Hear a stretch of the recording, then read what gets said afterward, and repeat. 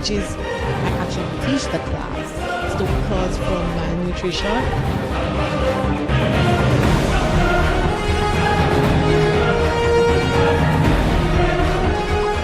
There is a time for us to smile and let down and wait. Talk about life's issues and teaching and learning. Get it together.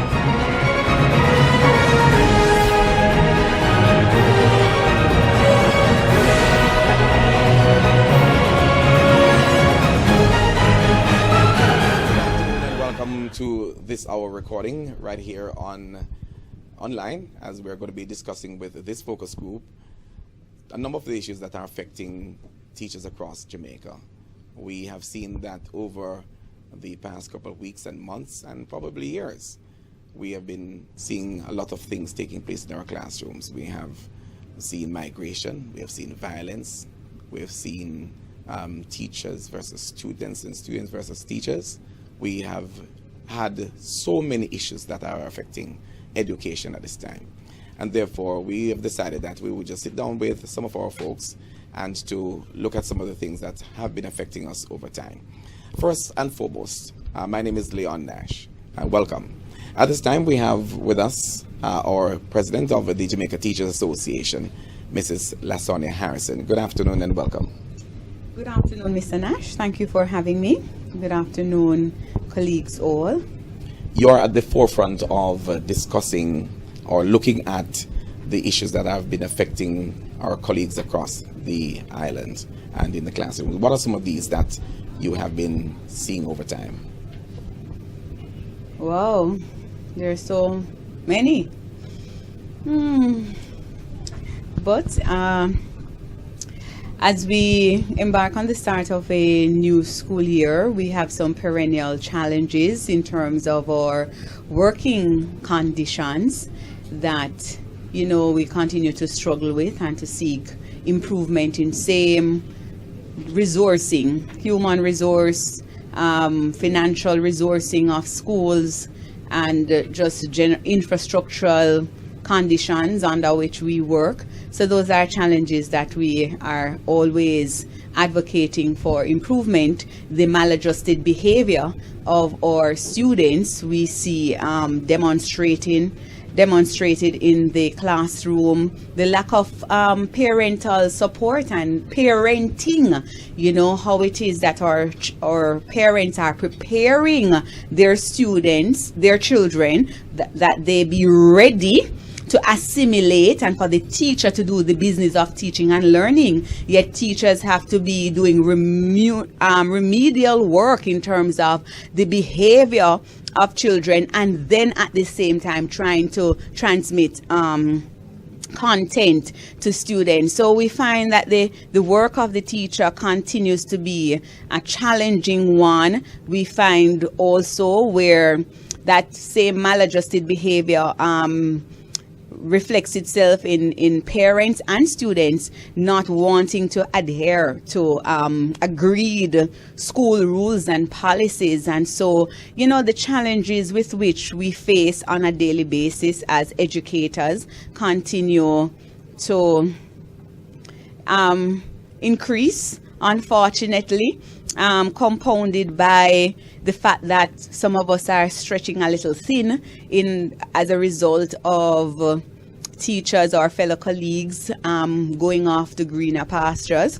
So we find that administrators have the headache of trying to replenish or to ensure that they acquire the necessary skills and competencies to replace those, and in the interim, existing members of staff have to be redeployed and all of that in order to ensure that whenever the children come to school, they are supervised.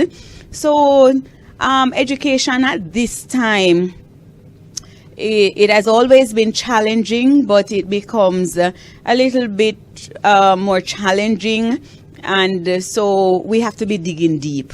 As educators, we have to be digging deep. In a second.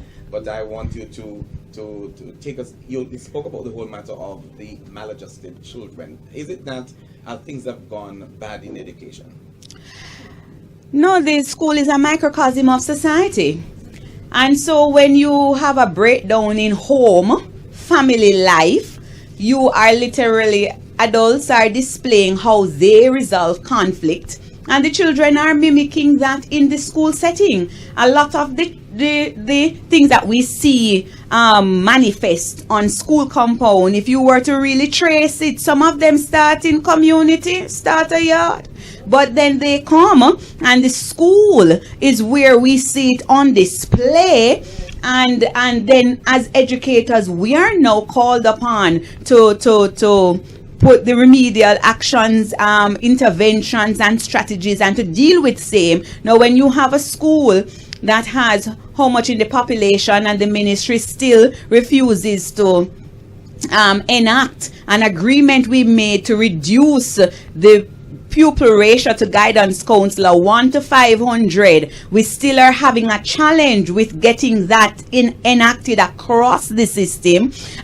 There are still schools at the primary level that are operating without guidance counselors, even with the cluster-based arrangement that is in place, and that has been ridiculously reduced to 12 hours for the month. I don't know what it is that the government really expects a guidance counselor shared between 3-4 schools to do within that timing. So we're seeing that as a nation we're in crisis, yet we refuse as a nation to put the human resource in place.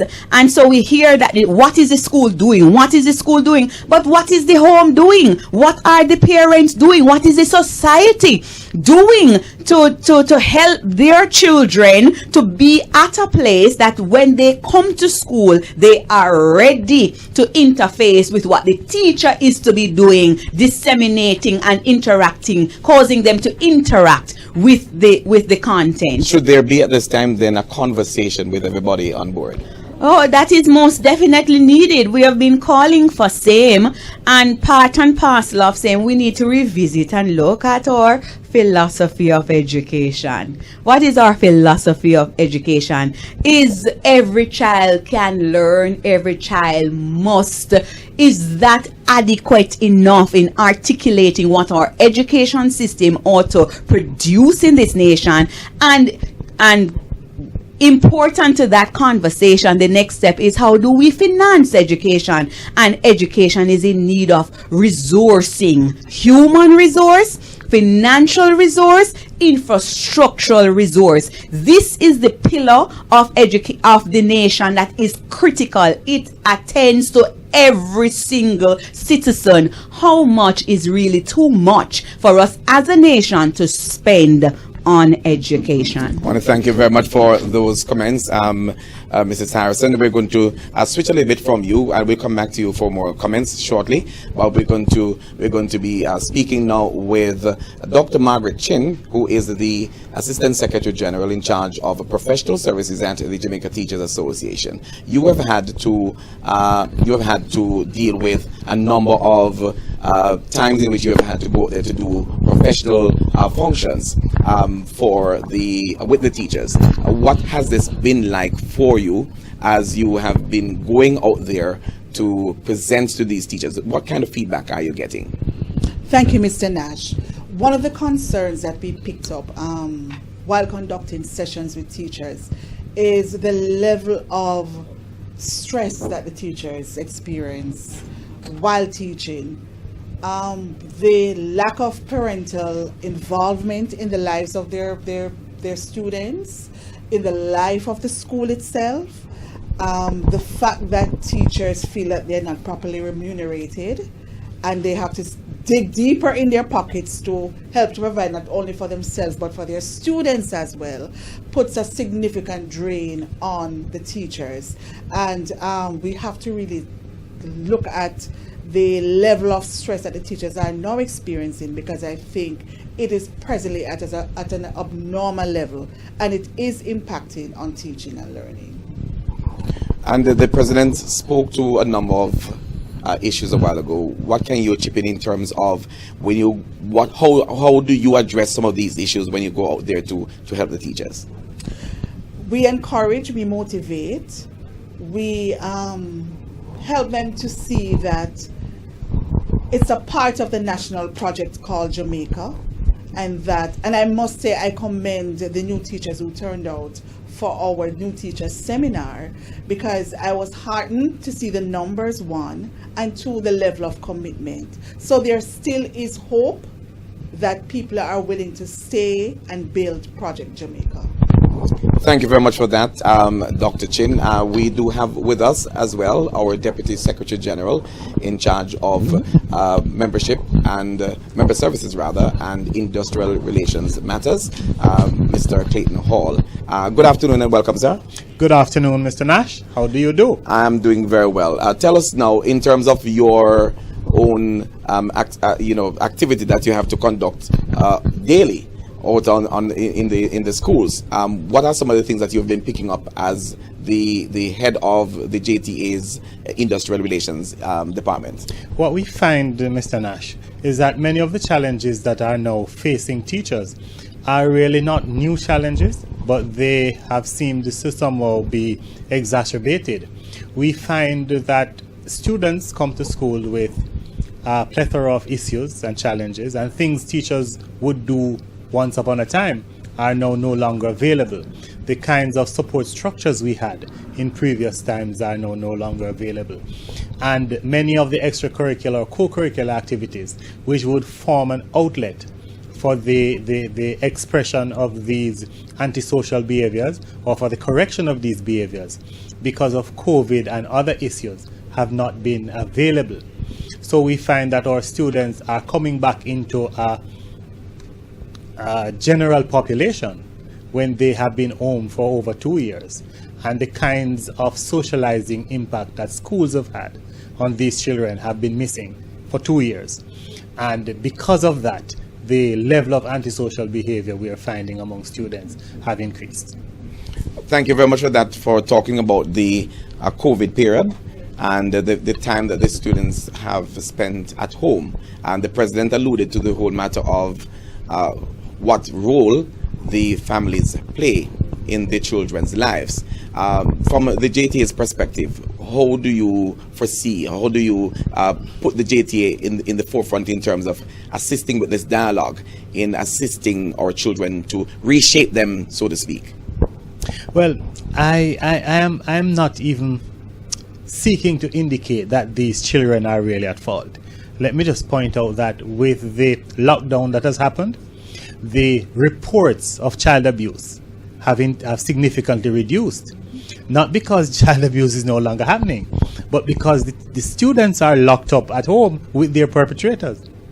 We find that the schools, the teachers, based on their excellent investigative skills and their reporting abilities, would have found and reported these. Many of these children now suffer in silence because they are unable to access the remediation or the help that is required.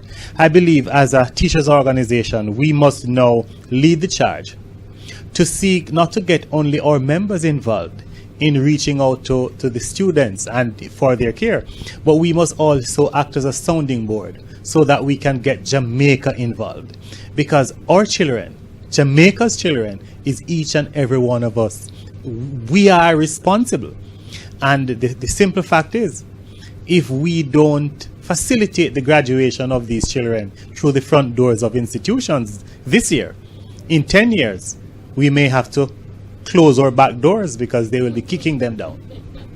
Thank you very much for that. I think that the president, who is leading the charge at this point, would be willing to speak to one of those issues in terms of how does the JTA position itself in terms of treating with matters that are affecting our children and the institutions at this time. Well, being the voice that is mandated by our memorandum and articles of association, where it is that we ought to keep under scrutiny and speak to things affecting education and things education, I would say as an association, in support of our Deputy Secretary General utterances, that we have to be that national voice and advocate, where it is that we mobilize, even speak to the society's conscience, and mobilize the various stakeholders, the National Teachers Association, the Parenting Commission that ought to be operating out of the Ministry of Education and Youth. These agencies need to become more activated. The church that ought to help and to support. All of these stakeholders need to come to the table, and as a nation, we need to determine that education cannot continue on the kind of the thrust and the trajectory that it currently is. And so as a society, we must respond, and it is a national call and a national response. So the advocacy certainly from our desk, and so we continue as best as we can to support and empower our colleagues for them to remain mentally sane. Through our professional or counseling services that we have on offer, and through the various professional activities and even social activities, we find now more than ever that the social activities in which we engage our members are very important, because a line needs to be drawn in the sand where it is that the teacher knows that there must be a time for you to withdraw. You need to replenish, rejuvenate. You need to connect with your God. You need to connect with yourself and maintain healthy family life.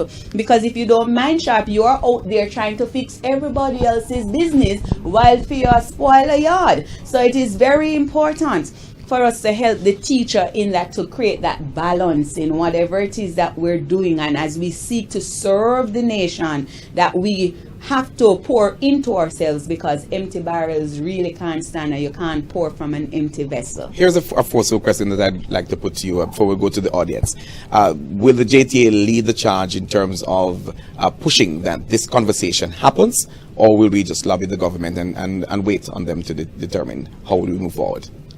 Well, through our different activities and initiatives, Mr. Nash, we will certainly bring light to the conversation, the opportunities that are afforded me as president when I speak nationally. I have in other occasions prior to, since I've started presidency, would have spoken to the need for parents to rise to the occasion and to take charge of their children, take charge of their homes. They can't be running around their homes and their children running the homes.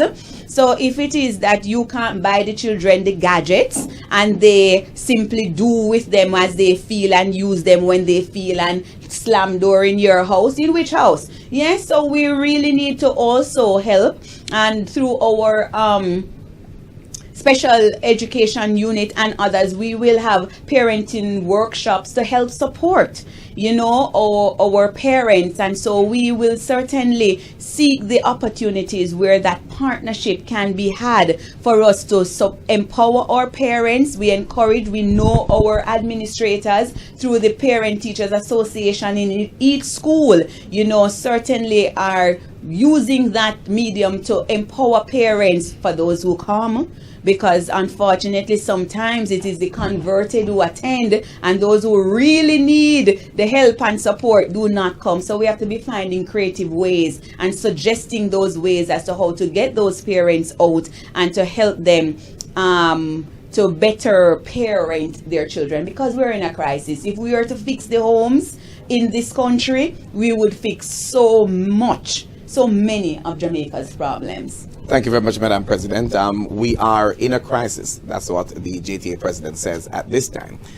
Who should be at the table to discuss these issues? This is what I'm going to be putting to the audience at this time. Who are those persons should be at the table? Should it be just the government? We've indicated before that no, it should not be. But what are your views? I'm going to be asking you to take the microphone, and we're going to be asking you to address the matter. First of all, who should be at the table at this time? And we will move around and hear from those persons who are in the audience at this time. They attended our first pre-service teachers seminar at the Jamaica Teachers Association just on October 5, on the day when new teachers rather, and on the very day that we were celebrating World Teachers Day. Who do we have? Who should be at the table? Please identify yourself and give us your views. My name is Pethice Bolton. I'm from Whitehall Primary in St. Thomas. Wow, where do we start as it relates to teachers and who is to be blamed? You know, time to time, persons throw everything at teachers. You're at home. Oh, I get things from children like, bring it back to the teacher. She know how to do the work. Then when children, you have to understand and know, children, they trust their teachers in a sense, and they don't hide things. So when they will come to you at home, at school, telling you these sort of things. Well, I've been in the situation, and the best thing for me, I have to get engaged with the parent to find out what the levels of their education. And then from then you understand the background and the home. So you know that everything is coming from a society where it's all distress. And then you as the teacher, you have to take up so much on yourself. And then you become so burned out. So for this conversation that we need to have, you're saying the parents. Everything begins at home. Okay. So the parents have to come in because me, myself, as a teacher, I have children going to school. There are certain things I don't understand. And sometimes we have our children at home, and when we send them out, they're totally different persons. Okay. Thank you very much for that. I'm going to ask your neighbor to your right to speak to us about the parents. We recognize that in this time that we are operating in, that we have some parents attending. Are the men in your neck of the woods, are they attending meetings when they are called? Please identify yourself and Good go afternoon. ahead. I am Diane Stewart Knowles, and I'm from the Whitehall Primary in St. Thomas. As it relates to the men, in my circle, we are hardly seeing, I don't know if it's because of the district that the school is located, but there's this thing about the district. It has a bad mark on it, so the men are not necessarily there. So most of the time, the boys, they tend to do the bad things. The things that comes from their mouth, it has to do with parenting, and most of them, they are single parent, the mothers only. There's no dad in it. Because when I went through my class, there are few men. I have not seen a man in my class that come forth as yet. I have sent to call them and no one came. So we do have a challenge. Yes, we do. And how do you think that we can fix it? You're saying that we should have some organized session Yes. with our men Yes. to inform them as to their own roles. Yes. And so that we can have a better school environment. Yes, because what I think about when children, most boys are afraid of their dad. Even if they don't beat them or they just speak to them, they're afraid. So when you come even to show up at school for a minute, sometimes it makes a difference. Okay. Thank you very much for that. I will come back to you if you have any additional comments. We're going to move way over to our right now and hear from one of the male teachers in our midst. And please go right ahead, sir, and identify yourself when you have been given the indication. We just want to remind those of you who are watching at this time that this is the Jamaica Teachers Association. We are having a rap session with some of our teachers who are right there at the forefront of everything that is taking place in our nation. They are facing the good students. They are facing those who are maladjusted. They're facing the parents who are willing to support, and they're facing those who are absent in action. And therefore, here we are this afternoon trying to put some meat on the bones, trying to see how best we can fix some of the issues by just suggesting some ideas, looking at the issues that are facing us and try to see how best we can change Jamaica as we move forward. So let's go over now to our brother who is at the microphone. Go right ahead and Tell us who you are, sir. All right, good day, everyone. My name is Dexton McKenzie from the Old Harbour High School, St. Catherine. I am going to take your question as it relates to who should be at the table. Now, I can appreciate our dear JTA president's comments and the effort that will be made by the JTA to really reach out to the parents. That is definitely necessary. But I totally understand her point of view as well when she's basically saying that we are preaching to the choir most of the times. They come, and the only ones that come are the ones that are interested in their child's growth and development, but the ones that we really need to reach are the ones that are staying at home. Now, I don't subscribe to the thought process that you can't teach an old dog new tricks. At the same time, it's better to bend the tree from it young than when it's old. So though that should be one of the prongs in terms of our planning and our agenda to help the parents to really see if we can get to the older folks, really and truly the ones in our care are where especially the teachers who are on the ground should be targeting. Now, what is the goal of education? It's just to teach them the content. It's to change the behavior. That's the goal of education. So though it is that they come into our hands and they have poor behavior, part of the education process is to enable them to see beyond where they're at. And then as a result of that, adjust themselves accordingly. What I'm saying is that we should then have teachers to help our teachers. I think more needs to say that again for us. We should have teachers to help our teachers. Okay. More should be done to ensure that our teachers are further prepared. So yes, they go into classroom, they would have learned the pedagogical styles and so on. But then once it is that they reach in the classroom, there's something else that's going to come up against them. There's a whole culture shock and so on. So they need more, I love that word, mentorship. That helps them to see beyond just giving them the content, but to see, okay, when we are planning our programs, when we are doing our lesson plans, it's supposed to have some reading or something that helps the kids to think beyond where they are now. Some plan that puts in place, hey, I might be a child, but I'm a young adult. I'm someone who's going to be big someday. I'm someone that's going to have to take responsibility for things. And if we can get the teachers, more of the teachers, because I'm sure there are teachers out there doing it, right? If we can get more of the teachers on that platform, that it's not just about the content. Yes, we want to finish it so that we can get our pay at the end of the day. That's a part of it. We're not saying no. But there's more to the process, and if we can get our teachers to have that kind of zeal and passion, help students. My personal thought process in terms of teaching is that education should not be limited to the classroom. It is an ongoing process. We should therefore enable a passion to continuously learn, not just to pass a grade. Thank you very much for that. I'm going to talk to your colleague right beside you, who I'm seeing her as the teacher who was at the chalkboard, the whiteboard. I'm seeing her as a teacher was at a chalkboard. Put yourself into that position for me and tell me, how is that you would have felt if you were that teacher standing there with that particular incident that took place and which has gone viral on the social media? So good afternoon. My name is Kendra Stevens, and I'm at the New Providence Primary School.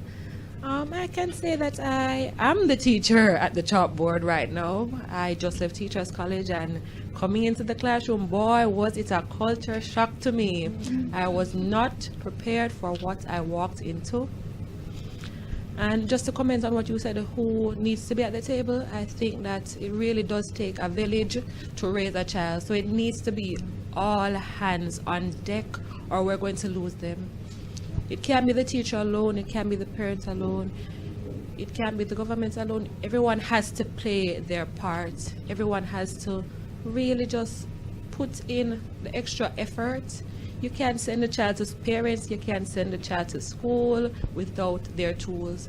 They come, no book, no pencil, what must the teacher do? Her resources are already limited. You understand? So it really needs to be all hands on deck. It really does take a village to raise a child. And I think that once all of us start playing our individual roles and our parts, then it should be smooth sailing. It should. I'm happy that you were the teacher who was at that chalkboard. How did you help the child? You know, that was there. You were trying to teach. You were giving them the content. But then there is this child who maladjusted, misbehaving, you name it, you can describe it. How would you have dealt with such a situation, actually, if you were the person standing there? Was it hard for you seeing that particular incident acting out in the classroom? It was very hard to watch, because you come to school and you're saying, okay, I'm prepared to carry out my lesson, I'm prepared to take on the day, and then something like that just comes. It's a shock to you. You're thrown off guard. You don't know what to do. And that's where maybe my colleague is right. We need teachers to teach the teachers. I mean, we weren't. I personally, I wouldn't be in a position to probably deal with that situation, because I wouldn't expect that situation to arise. You're coming to school and saying, "Oh, I'm coming to carry out my lesson." You don't expect a child to do something like that. I mean, back in the day, I'm sure. I don't remember if it was like that. I don't think it was. But this new generation, they're different. We're seeing things that we wouldn't normally see before, and that makes you wonder: Are they the parents, or, you know? All right. So therefore, I'm going to ask your neighbor to your right to give us an indication. In a case like that, what should have happened with that particular scenario? Here was this incident in this institution. A teacher was trying to do her job, and there is this child who, for whatever the reason, came up and, got into the way of the teaching learning process. What should have been done in a case like that, by whom? And that's what I want my next colleague to answer. Hey, good afternoon, everyone. My name is Shakira Minot. I am a teacher at the Spring Garden Primary and Infant School in St. Thomas.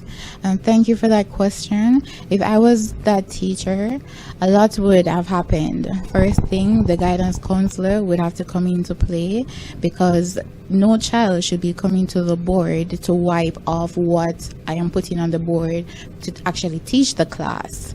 And as you know, as teachers, we get excited about our lessons. Sometimes we even go over it in our minds before we actually deliver it.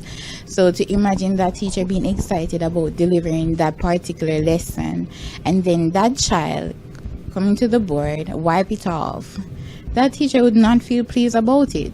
So if I was that teacher, the guidance counselor would definitely have to get involved in that moment, along with the principal, the parent, the chair board, and all the other parties, because no child should be doing that, particularly in a class in front of the teacher, because the teacher is the one who's in charge of that classroom. Okay.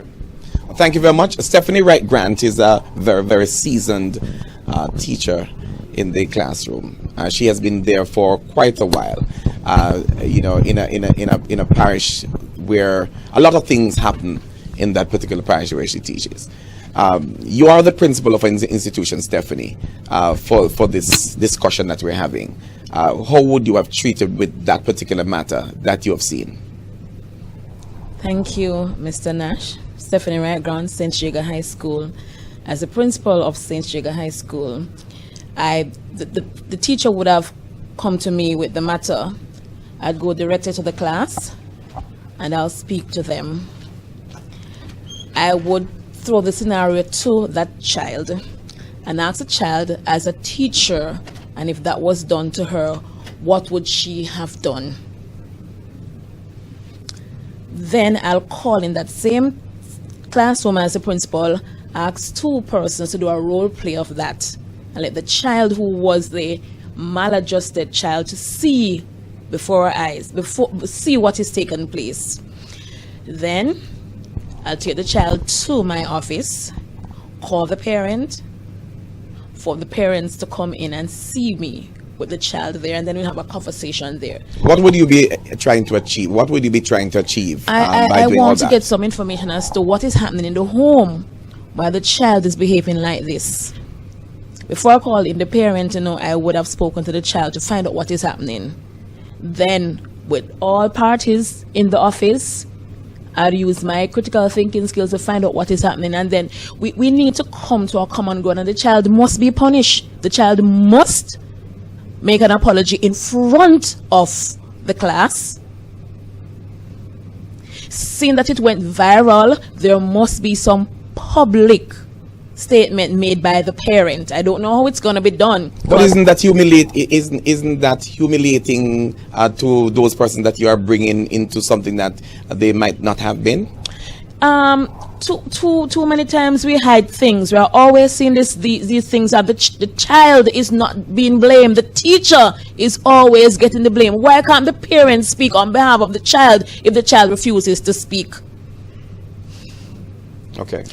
Counseling, an immediate intervention must take place because something is wrong with that child, and if that child is not punished publicly, it is going to happen again, maybe with that child or another child in that class, and it's going to be like a ripple effect. It will become the culture of the school.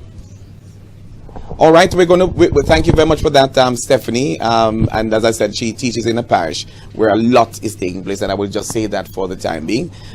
We have a lady who is the head of the Professional Advancement Committee of the Jamaica Teachers Association, and she works in a parish where she is head of an institution that is dealing with special needs.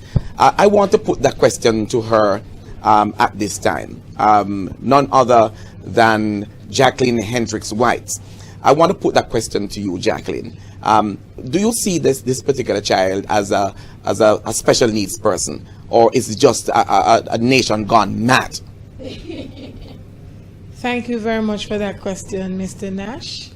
I am Jacqueline Hendricks White, a special educator and the chairperson with responsibility for professional advancement and teacher welfare at the JTA. Listening to and observing, immediately I realized that child is seeking attention. And so therefore... Hold a second. You said the child was seeking attention? Is that what you just said? Yes. Seeking attention. So the child... Wasn't that child given trouble? And so the child is seeking attention based on my training. What is trouble? What do you call trouble? These children with maladaptive behavior, in instances, these unacceptable behavior can be caused from malnutrition. It can be caused from challenges at the home. It could be a situation on the way to school. It could have been a situation where the child has something to express and doesn't even know how to express it, and just gets up and just blurts. So it's not for us to jump to a hasty conclusion, but it is for us to maintain a calm. And I can speak to it because I have had situations like this already, and my student dashing through the gate and rushing to the park, and the guidance counselor and myself had to chase the child along with the gardener. And when we sat him down, and I have pictures to tell the story, when we sat him down, he was having a flashback of when his cousin's head was chopped off in front of him. And so we're not to be quick to jump to conclusions. Let us stop. Let us have a conversation. Speak to the child before any behavior. There is an antecedent. Let us find that out, and then we can reach our students. But isn't that too much for the teacher, Jacqueline, to take on? Chasing down a child, getting into the mind of the child and so on. Is that a job that the teacher alone should be undertaken? I'm going to ask you to respond to that, and then come back. The president will chime Okay, in on Mr. that Nash, you notice I said the guidance counselor was there with me? Yes. And the gardener? Yes. So at school, it's a family. Okay. At school, it's a family. And we are all in this together. And the teacher is that comprehensive person. And that is why I encourage and I support teachers taking care of self. And I crave of administrators to find 1 day per month to have your teachers let down their hair. Let them relax, let them socialize, let them just be themselves. It is very important. So the school is a community, and different competencies, different skills will be drawn into play at different times. Thank you very much for that, Jackie. We're going to ask our president to chime in on that in terms of who should be helping out. Whose job is it? And because we've been talking about the teacher, and we're going to come back to our brother in a second, but we're talking about issues, the things that are facing teachers in the education system now. We just have a small focus group here, but they are representative of what's taking place in our country. Madam President. That particular situation, Mr. Nash highlighted, and our colleague would have hinted at it and spoken to the need for the support in our schools for teachers. Support. And so through the mentorship, ongoing professional development, through coming to JTA activities, your skills are honed, and hence I'm happy to have seen the number of teachers who joined us today in this new teachers seminar. Colleagues, I did say that you have to establish your standard. Now, it is very important do that from early that too. you go into a classroom, you let the students know Who's in charge, who is leading the process of this room between these hours. It's very important for you to set that tone in your classroom from day one, because I bet and sure you know those children would not try that with another teacher. Yes, and so it is important. Fledgling, new to the school space, to the classroom. My colleague would have said that the college did not prepare her for what she would have seen and observed. She would have seen and observed in her first, being immersed into the school setting. No institution can ever prepare us for the classroom, the reality of the classroom. Absolutely none. It's a learning on the job business.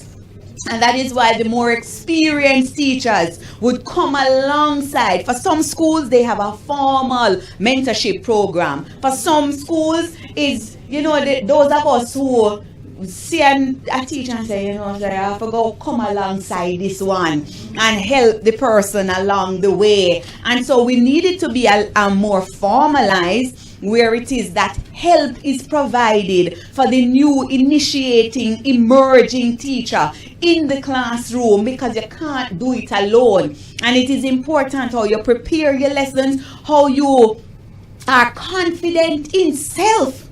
So when it is you go before the students, they understand that you are here for business and for the business of teaching and learning. And so when you stand in that classroom, you are able, and as you go, is a trial and error as you go. Yes? So sometimes, when I went to my school the first time, they said, every day I go to class, my teeth, and they said, look how you're going to soon wipe that smile off your face. Yes, because when the reality hit the ground, and after a while, yes, I'm pleasant, but my children know that there was a girl who my friend asked her one and did say, so and so, and she said, yes, she said, that woman, something is wrong with her. She comes to the class and she's all nice and smile.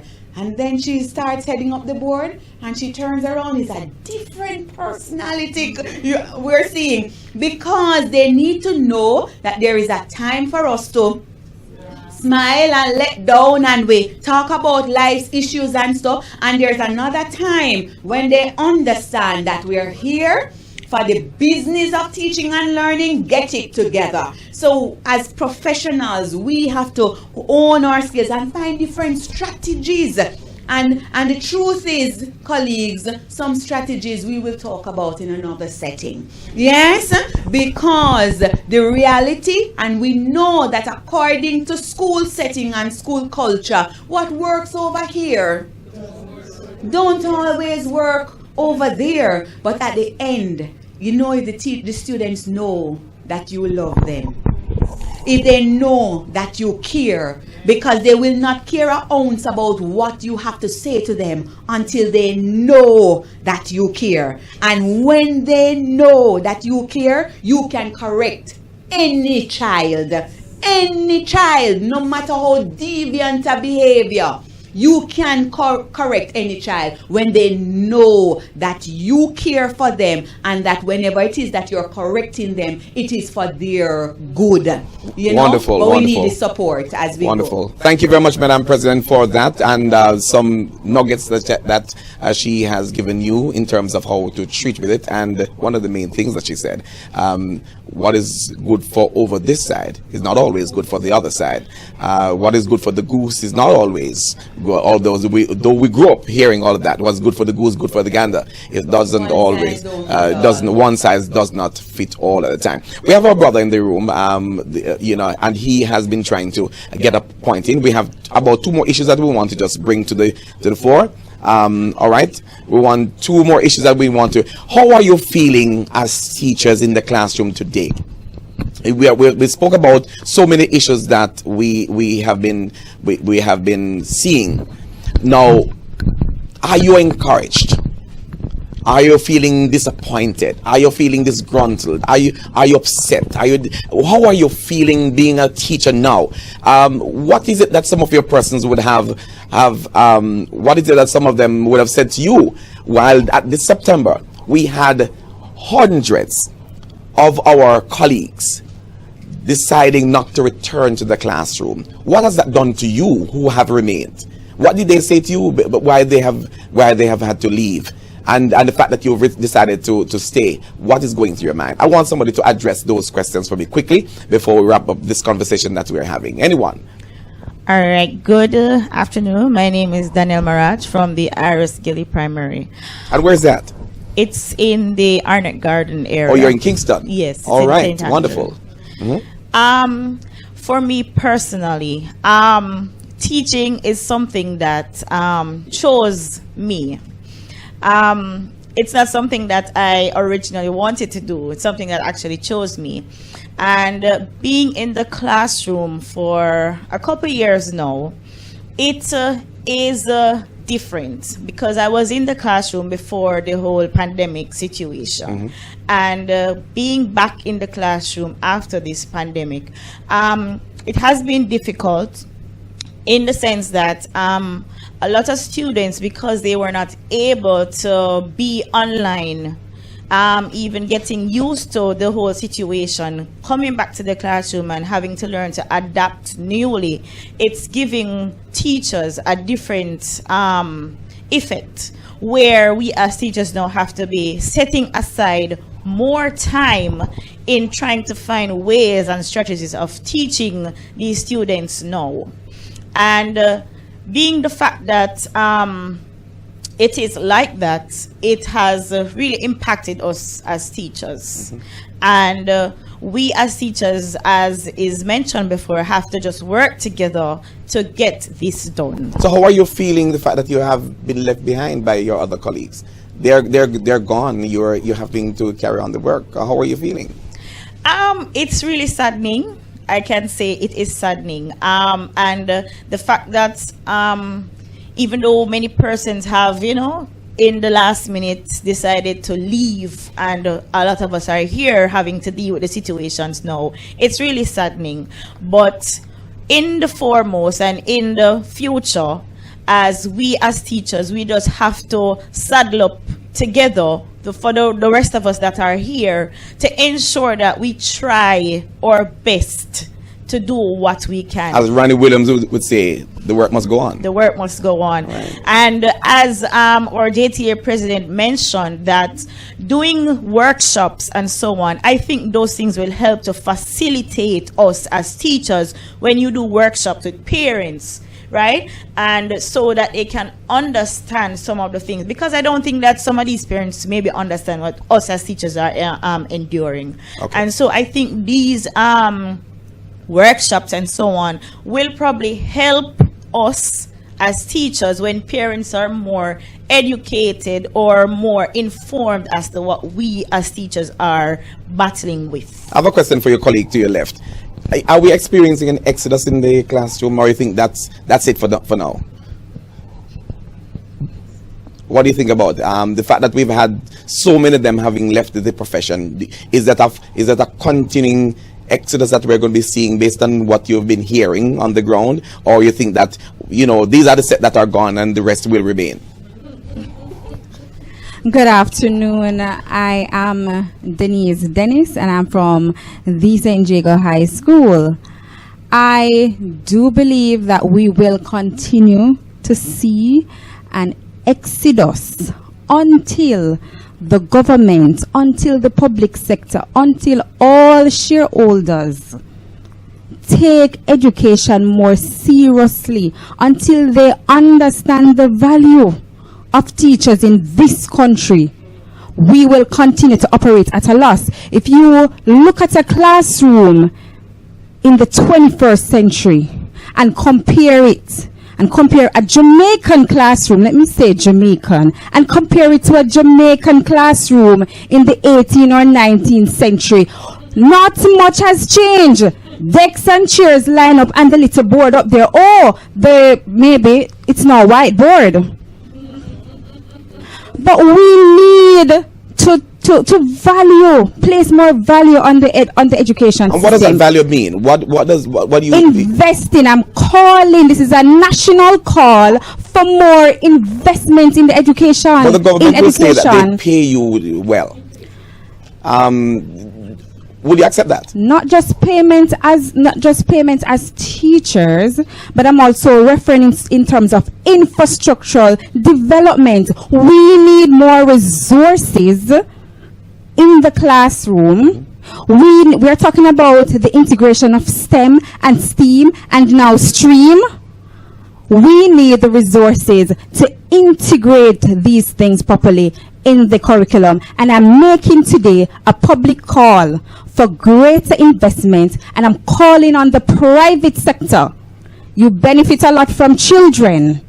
You benefit a lot from family. Give us more. Do more for us. Thank you. Right, I see Jackie trying to chime in with this investment. Jackie, special education. So thank you so much again. Yes. I would have started my 32nd year as a teacher. Wow. Congratulations. And I am Happy World Teachers Day. Thank you, sir. I am going nowhere. I am happy to know that Jamaica can produce teachers to be exported, to help children across the world. Yes, to be a better human being. What I would love is, I would love for our government to put something in place that these teachers who are gone abroad to educate the world should invest in their country. They should send something home. The governments that recruit them should send something. Yes, the governments. Thank you very much, Madam President. And so, Jamaica I hear a round of applause in the room. Jamaica is a brilliant place. Yes, yes. It's a brilliant place. And so, yes, we welcome that. And for those of us who are here, congratulations. You're at the right place at the right time. Give the students love, and just like you giving your tithe at church, your salary will supply your needs. I've been doing it, and you can do it too. At a time like this, Jackie is at the right place at the right time for this discussion that we're having. We're going to take a couple seconds break, and we're going to give some time to those who are going to be supporting us in this program. We'll soon come. Look how far you've come. building your world with the JTA Cooperative Credit Union. Building with your savings plan, buying your first car or higher education, financing for your very first home, teaching while you learn to grow. Look how far you've come, building your world with the JTA Cooperative Credit Helping more teachers build their world. The JTA Cooperative Credit Union, serving our members, impacting lives positively. Tip 25, and a joke and a lie.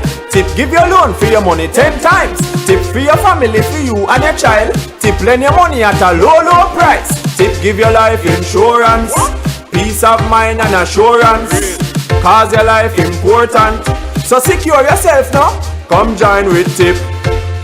Get your loan them quick.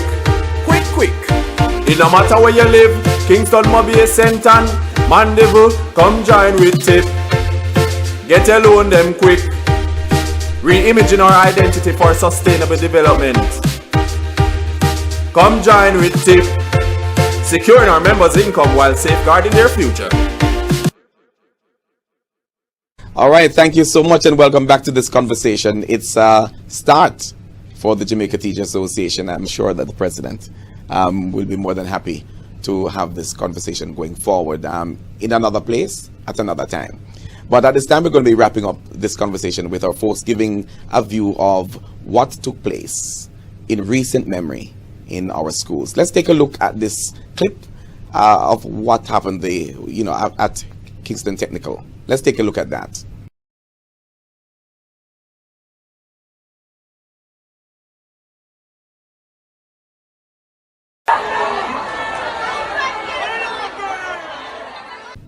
Right, so having seen that happened at Kingston Tech, what is your word of encouragement to the teaching staff, the auxiliary, and the student population, and generally the challenges that are being faced by schools?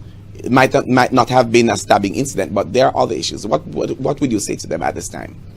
Please identify yourself and go ahead. Hello, my name is Marla Brown and I'm from the License Center of Excellence in St. Thomas. Wonderful. First and foremost, I just want to send my condolences to the Kingston Technical High School and the family of the student who passed away due to the stabbing incident. It is very sad. It is very sad because, it's like teachers aren't safe, students aren't safe, based on the behavior of our students because they are not being trained properly. It goes back to the home because that's where everything begins, at home. So if our parents... But you speak about the home. Isn't the home a microcosm of what takes place in the society? Society and the home. It is. But if our parents instill values, or if parents instill a certain set of values within their children, then you wouldn't have things like those happening. Because where did she even get a knife, or I think it was a knife, I'm not sure, to take to school? And to have the heart to stab that student and keep going at it. It wasn't one stab, it was multiple times, as if she was a cold-blooded killer. Like, that's how she was behaving. I'm happy you've said that, as if she were. Yes, right? As if she were, because we're not jury. In this case, we are basically just looking on as teachers in the classroom and guiding as we go along. Go ahead. And also we have to look at, we don't know what that person is going through, what that little girl is going through, the one who did the stabbing. We have to look at that as well. We don't know what was going through her mind, what happened to her, or what she's going through at home, if she's being abused. We don't know that. Not saying that it is right or she shouldn't be punished, because she should be given the maximum punishment for taking another student's life from her. But I'm saying that we should, it is so much that is happening and so much that needs to be done. But so where do we begin? I'm saying home. Everything starts at home. So if our parents were instilling a certain set of values within the children, then they would know that she wouldn't even think to do something like that. Okay.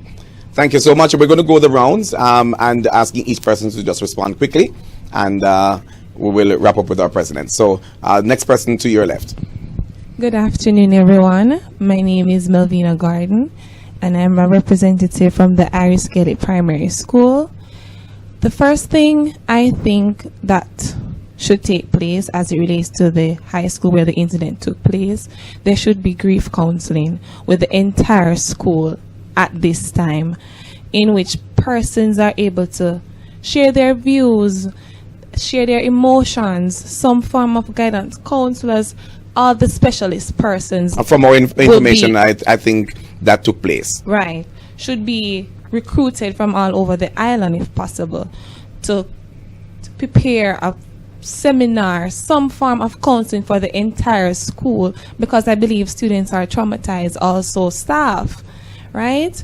Imagine you just upon entering the institution and this is the first thing that you were faced with. It is going to affect you. So I believe some form of counseling should take place where professionals should be invited to come and speak to these when these situations happen. Right. And to basically empower students, teachers, even the victim as well, the child's mom, family, immediate family. Some form of counseling need to be taking place, even though they are unable to bring back the child. But I believe that some form of comfort and assistance is needed at this time. Okay. So my prayers are with the family, the school family, and the immediate family. All right. As we move down the lane, just in the same space, what would you encourage the families of the institution to do at this time? What would you say to them? First and foremost, I want to extend my sincere condolences. I want to say to them, though cliche it may sound, stay strong and remember your purpose. Our purpose as teachers, is to offer comfort, support, be that refuge for our students. Our students need us more than ever. Just coming back after the pandemic, we have seen an increase in the misbehaviors of our students. And so I want to say to the teachers, as hard as it is, and it will be getting harder, but let us, our students need to see us as a refuge, that they can always run to us. That's my few words. Thank you very much. Special. Yes, let's go down the line. Go ahead, sir.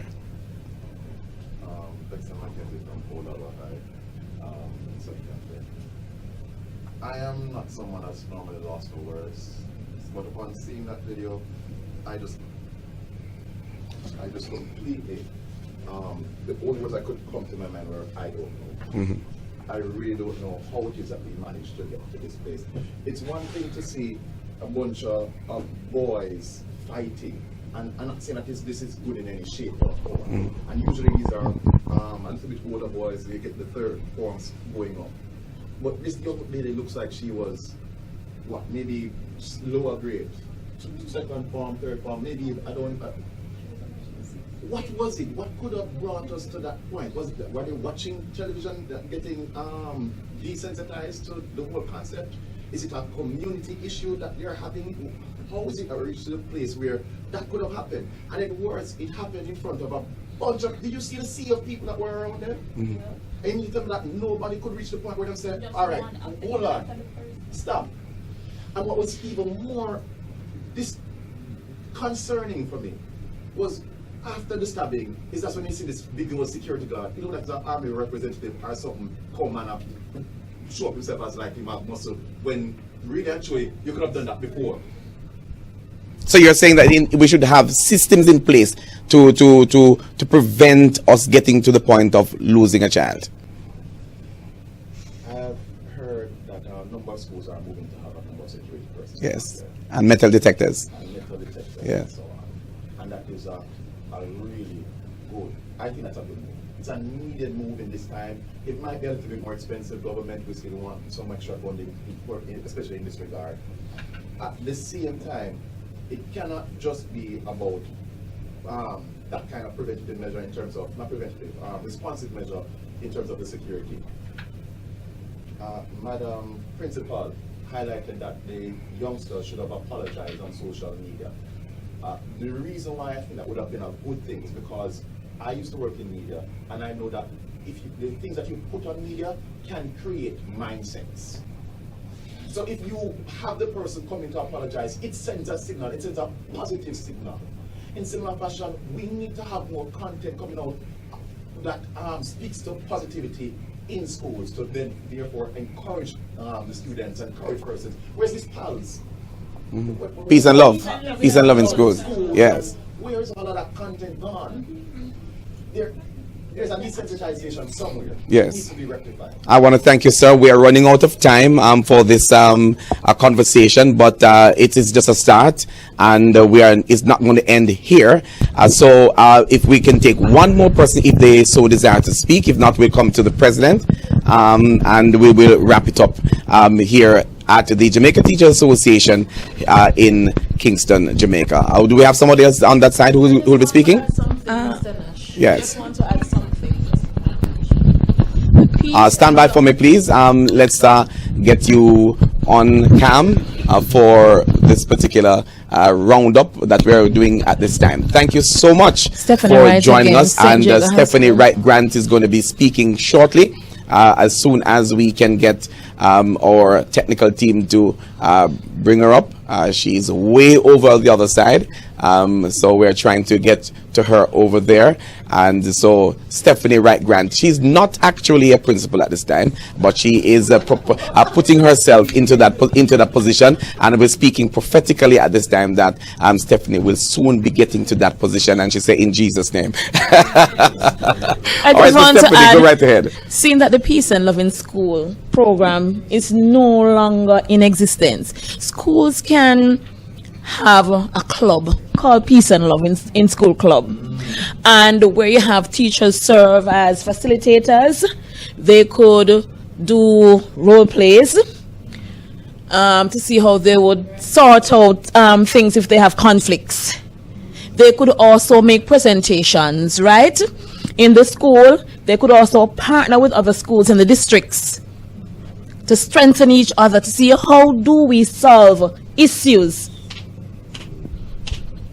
Thank you so much for that, Stephanie. And our colleague who is closest to her, 30 seconds for you. Okay, I'm Patrice Bolton from St. Thomas at Whitehall Primary. Next thing about it is that we can get parents involved also. You know, we can have days where parents would come into the schools, not only to say come into the school, we will have them to highlight on things that are happened. We need persons who have been in trouble situation and get cured to tell them this what would happen if so and so take place, because this society we are dealing with all different diverse persons. No one is from the same background or the same pattern. We just have to get everybody on board, the community, the pastor. Where are the churches? Where's everybody who's supposed to come in and cry peace in all of this? Because honestly, for me, in this society, our children, we don't want to see them lost. We don't want to see them wasted. You understand? And many of us are going away. Well, for once, I'm one of the teachers who never plan on residing anywhere. I don't want to go anywhere to build anybody's country more than my own. So I will forever be here. But we need others to be here to help us. Thank you so much, Madam President. The teachers have spoken. The teachers are crying out loud. And I think I hear somebody say for crying out loud. Right? You have heard the issues, Madam President. What do you say in this first conversation series recorded and will be available to our folks on YouTube, on Facebook, and on our website? What do you say in closing this conversation with our teachers today? Mr. Nash, it was my pleasure to share in this talk. The future of education is in good hands.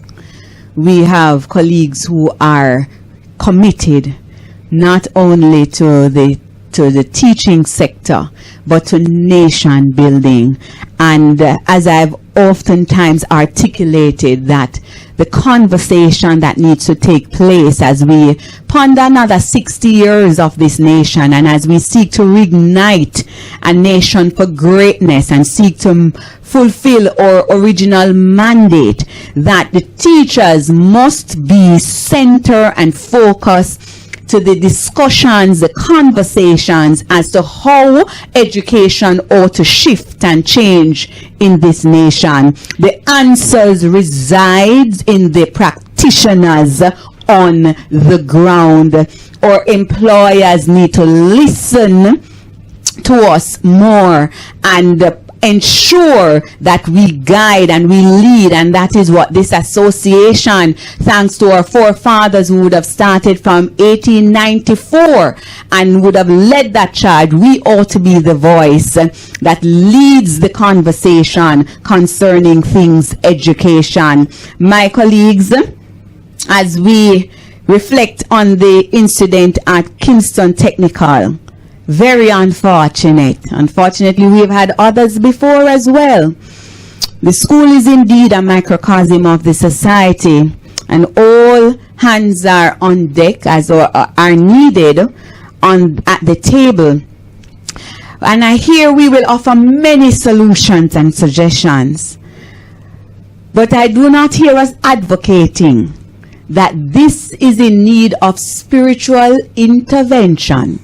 For a nation who pledges that under God and pledges to the eternal Father, everything rises and falls on the state of our spiritual standing. And the truth is, we need more of God in our schools to help us with what it is that we face with in our daily execution of our duties. In addition to all the strategies that we will implement, we need to petition God to help us to carry out and to treat with, because much of the challenges that we see, guidance counselors, psychologists, psychiatrists, social workers will need to petition the eternal Father to help them, to reveal to them those strategies that will be most effective to treat with the challenges that we see our students bringing to the school space. And so I want to encourage us that personally we tap into the source every day as we prepare to go into our classrooms. I would have heard my colleague, and she would have echoed the results of a recently held Transformation Education Summit, where over 930 teachers were polled by the UNESCO and UNICEF-led activity. And those results, those findings show that teachers did not advocate for increased wages. What they called for was a national campaign to reignite this nation to the importance of education.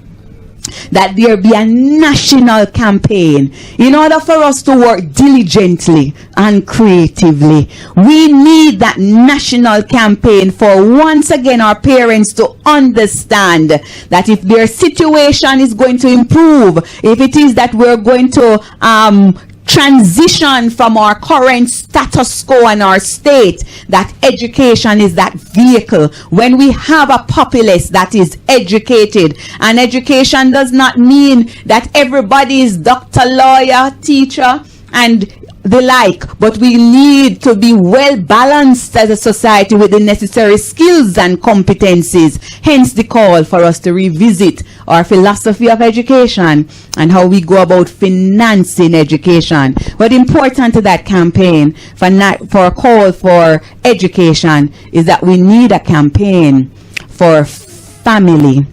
That family be restored in this nation, because it is indeed the foundation. And if we set the family right, then education will be affected and impacted by that positively. And so the answers resides with us. The conversation continues and the fight continues. And I want to say to my colleagues at KT, you have done well This is one incident. It is unfortunate. You would have saved many other lives.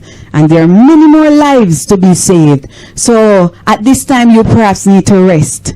You perhaps need encouragement. And we encourage you with our words and with our prayers. But we say press on, because there are many others who are relying on what you do to ensure that we do not have a repeat of same, and that you remain strong for them even to surmount this particular challenge and to keep fighting, because Jamaica must win, even as we seek to reignite a nation for greatness. Bless you. Let us continue to unite and serve. Thank you very much, Madam President. And we have heard so much in this conversation, and we know that at some other time, at some other place, we'll continue to have this conversation going. As we continue to balance our own lives, let us also be reminded that we also need to assist others in balancing their own lives, ensuring that they reach to their maximum, achieve the things that they need to achieve, and let's rid our country of all the challenges that continue to plague the society. I want to wrap up this evening by just taking us to the National Anthem. I would love for all those of us who are watching, those who are listening right now, to, if you can just with me at this time, do the National Anthem in words. It says, Eternal Father, bless our land. Guard us with thy mighty hand. Keep us free from evil powers. Be our light through countless hours. To our leaders, great defender, grant us true wisdom from above. Justice, truth be ours forever. Jamaica, land we love. Teach us true respect for all. Stir response to duty's call.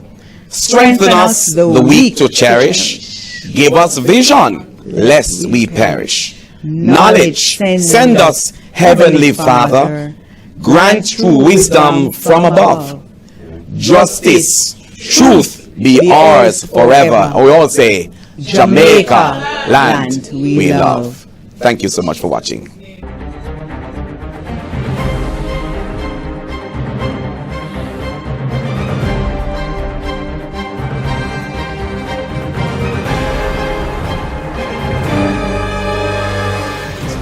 Challenges I actually teach the class. It's the cause from malnutrition.